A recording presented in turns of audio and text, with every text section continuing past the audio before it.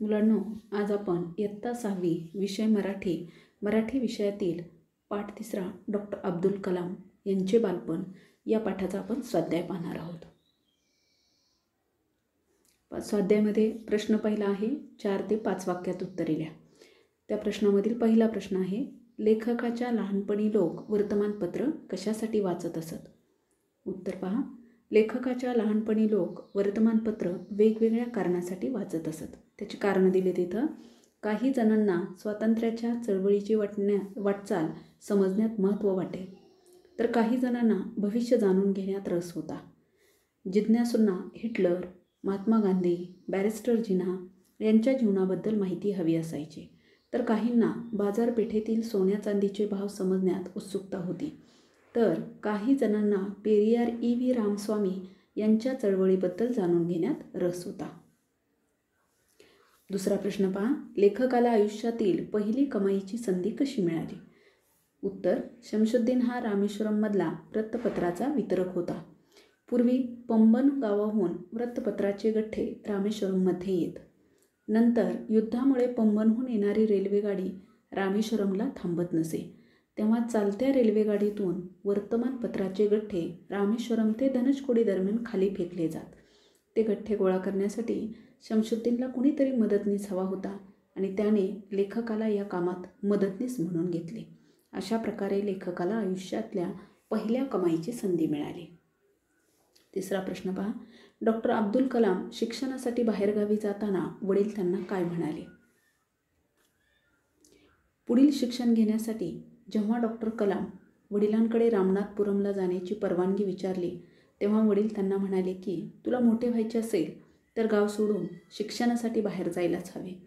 सिगल पक्षी घरटे सोडून एकटे दूरवर उडत जातात व नवे प्रदेश शोधतात, तसे या मातीचा, इथल्या आठवणीचा मोह तुला सोडावा लागेल. तुझ्या इच्छा जिथे पूर्ण होतील तिथे तुला जायला हवे. आम्ही आमच्या प्रेमाने तुला बांधून ठेवणार नाही, आमच्या गरजा तुझा रस्ता अडवणार नाही. चौथा पहा प्रश्न. रामनाथपुरमला लेखकाचा जीव का रमत नव्हता? उत्तर. रामनाथपुरमला नेहमी गजबज असायची. रामेश्वरमला जसा एकजिन्सीपणा होता तसा इथे नव्हता. त्यातूनच लेखकाला घराची ओढ अस्वस्थ करायची. रामनाथपुरमला असलेल्या शिक्षणाच्या खूप संधीपेक्षा आईच्या हातच्या गोड पोळ्यांची ओढ मात्र लेखकाला मोलाची वाटत असे. या सर्व कारणामुळे रामनाथपुरमला लेखकाचा जीव रमत नव्हता. पुढचा प्रश्न पहा. दुसरा आहे, नावे लिहा. आता एका बाजूला नावे दिलेली आहे तिथं बघा. डॉक्टर कलाम यांना लहानपणी पुस्तके वाचण्यासाठी उत्तेजन देणारे कोण होते? तिथं उत्तराच्या कॉलममध्ये दिलेलं आहे STR माणिकम. रामेश्वरममधील वृत्तपत्राचा एकमेव वितरक कोण होता? शमशुद्दीन. तामिळ वर्तमानपत्र कोणते होते? दिनमणी. गावातला ठेकेदार किंवा गुत्तेदार कोण होता? तर जलालुद्दीन. रामनाथपुरमचे हायस्कूल, त्या हायस्कूलचं नाव काय होतं? श्वार्ज हायस्कूल.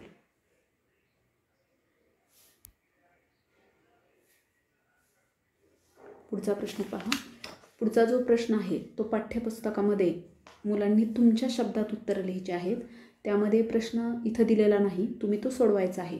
तुम्हाला आई वडील, बहीण भाऊ, शेजारी, शिक्षक यांच्या सहवासामुळे काय काय शिकायला मिळते? एक उदाहरण फक्त तोंडी सांगते. आईमुळे काय मिळतं तुम्हाला? सुसंस्कार मिळतात, माया मिळते, प्रेम मिळतं, ममता मिळते.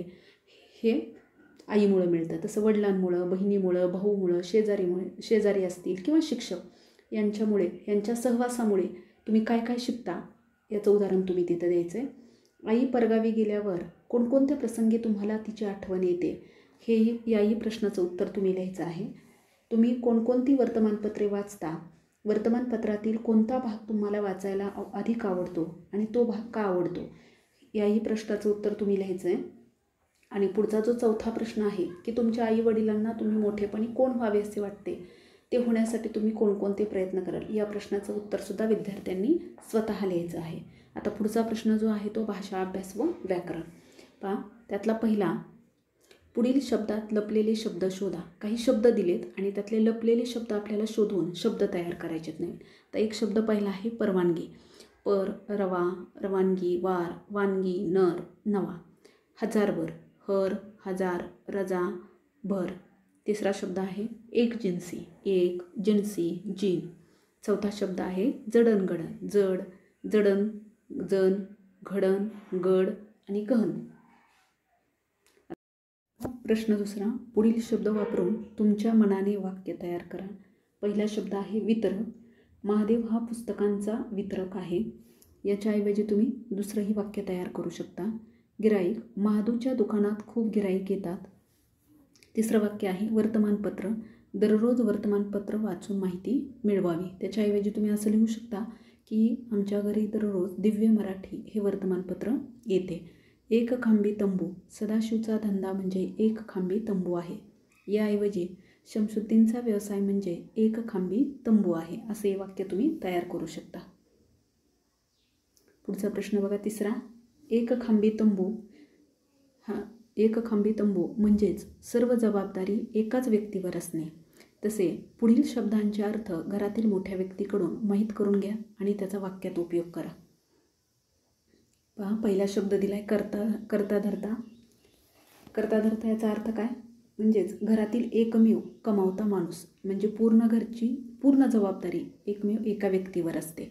आणि त्याच्यापासून एक वाक्य इथं तयार केलेलं आहे की 10 माणसांच्या कुटुंबामध्ये महिपतराव हा एकच करता धरता आधार आहे. याऐवजी तुम्ही वाक्य तयार करू शकता, आमच्या कुटुंबात माझे वडील हे एकटेच करता धरता आधार आहेत, असंही वाक्य तयार करू शकता किंवा याच्यापेक्षा वेगळंही वाक्य तयार करू शकता. दुसरा शब्द आहे खुशाल चेंडू. खुशाल चेंडू म्हणजे आळशी किंवा चैनी माणूस. आता इथं वाक्य दिलेलं आहे, रमेश काही काम करीत नाही, नुसता खुशाल चेंडू आहे. किंवा यापेक्षा तुम्ही करू शकता, माझा मोठा भाऊ काहीच काम करत नाही, नुसता खुशाल चेंडूसारखा असतो, असंही वाक्य तयार करू शकता. शब्द तिसरा आहे लिंबूटिंबू. लिंबूटिंबू म्हणजेच अगदी किरकोळ माणूस किंवा सामान्य माणूस असा त्याचा अर्थ होतो. आता इथं एक वाक्य दिलेलं आहे, व्हॉलीबॉलच्या संघामध्ये संदेश अगदीच लिंबूटिंबू आहे. याऐवजी तुम्ही घेऊ शकता दुसरं वाक्य, क्रिकेट खेळताना मी माझ्या छोट्या भावाला नेहमी लिंबूटिंबू म्हणूनच घेत असतो. आता चौथा शब्द आहे व्यवस्थापक. आता इथं एक वाक्य तयार केले, सदाशिव हा सिनेमागृहाचा व्यवस्थापक आहे. याऐवजी तुम्हीही करू शकता की आमच्या कॉलनीमध्ये गणपती बसवताना किंवा गणपती स्थापनेच्या वेळेस सूरज व्यवस्थापक म्हणून काम पाहत असतो, असं वाक्य तुम्ही या व्यतिरिक्त दुसरेही वाक्य तयार करू शकता. आता पुढचा चौथा प्रश्न आहे विरुद्धार्थी शब्द लिहा. पहिला शब्द आहे सुशिक्षित, त्याला विरुद्धार्थी शब्द आहे अशिक्षित. दुसरा शब्द आहे योग्य, त्याला विरुद्धार्थी शब्द आहे अयोग्य. तिसरा आहे बाहेर, त्याला विरुद्धार्थी शब्द काय आहे? आत. चौथा आहे शक्य, त्याला विरुद्धार्थी शब्द आहे अशक्य. पुढचा आहे दयाळू, त्याला विरुद्धार्थी आहे क्रूर. पुढे आहे सुरक्षित, त्याला विरुद्धार्थी शब्द आहे असुरक्षित. दृश्य, अदृश्य. विश्वास, अविश्वास. पुढचा प्रश्न 5वा आहे, पुढे काही सामान्य नामे, विशेष नामे आणि भाववाचक नामं दिली आहेत, ते एकत्रित दिलेले आहेत. पुढे एक तक्ता दिलेला आहे. या पुढील तक्त्यामध्ये तिथं तू असा शब्द थोडा चुकला आहे प्रिंटमध्ये, तक्त्यात वर्गीकरण करा. पहा, सामान्य नाम, विशेष नाम आणि भाववाचक नाम. आता वरी जे दिलेले आहेत पाठ्यपुस्तकामध्ये प्रश्न, त्यातले आपण शोधून काढायचे आहेत. आता पहिलं बघा, सामान्य नामं कोणकोणती आहेत? मुलगी, कडधान्य, पर्वत, शिखर, फूल, आडनाव. विशेष नामं कोणती आहेत बघा? सविता, देशमुख, कळसुबाई, हिमालय, जास्वंद, मटकी. आणि भाववाचक नामं कोणती आहेत? माणुसकी, चांगुलपणा, वात्सल्य, नवलाई आणि नम्रता.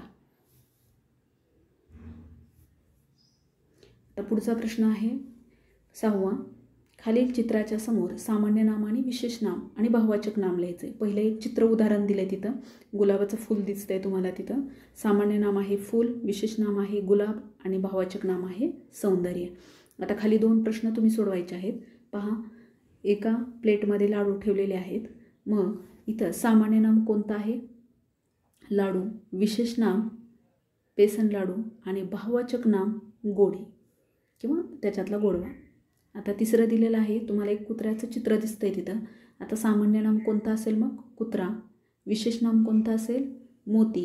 आणि भाववाचक नाम कोणतं असेल? इमानीपणा. प्रश्न 7वा, पुढे दिलेल्या वाक्यातील अधोरेखित नामाचे प्रकार ओळखा. बघा, पहिला मनाली मुंबईहून तिच्या गावी गेली. यामध्ये मनाली, मुंबई आणि गावी ह्या 3 अक्षराखाली अधोरेखित केलेले हे शब्द आहेत. मनाली, मुंबई विशेष नाम, गावी. आता मनाली आणि मुंबई हे विशेष नाम आहे आणि गावी हे सामान्य नाम आहे. दुसरं, मुलांच्या हलगर्जीपणामुळे इस्त्रीची वायर जळाली. मुलांच्या हलगर्जीपणामुळे आणि इस्त्री आणि वायर या शब्दाखाली काय केलेलं आहे, अधोरेखित केलेले आहेत.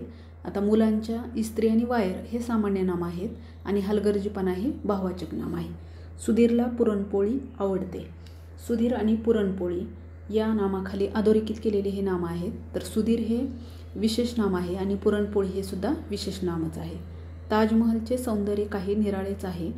ताजमहल या नामाखाली अधोरेखित केलेला हा शब्द आहे, तो विशेष नाम आहे आणि सौंदर्य हे भाववाचक नाम आहे.